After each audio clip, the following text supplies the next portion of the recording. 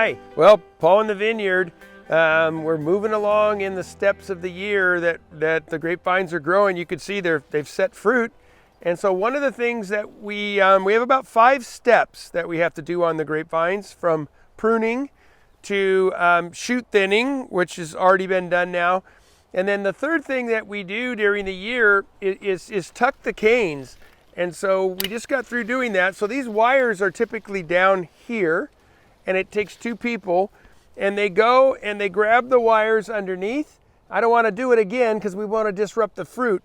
But then they lift these wires up into what is called the catch, and then that tucks these canes up. So this fruit wasn't exposed as of 2 days ago. So we just wanted, and the reason we want to expose this fruit is we want the sun. This is the morning side. So we call it the morning side. The sun comes up over there.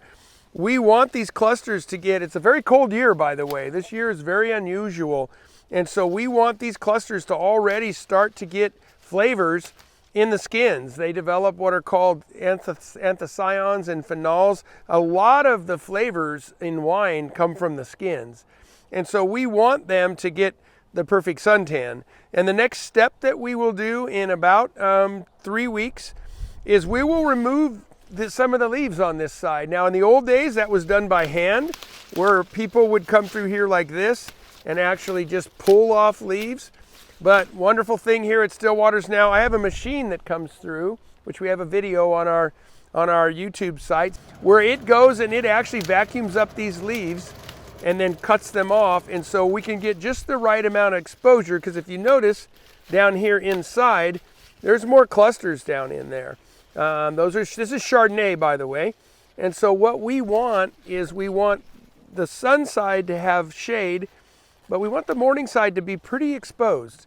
And that's one of the things with this lots of rain year.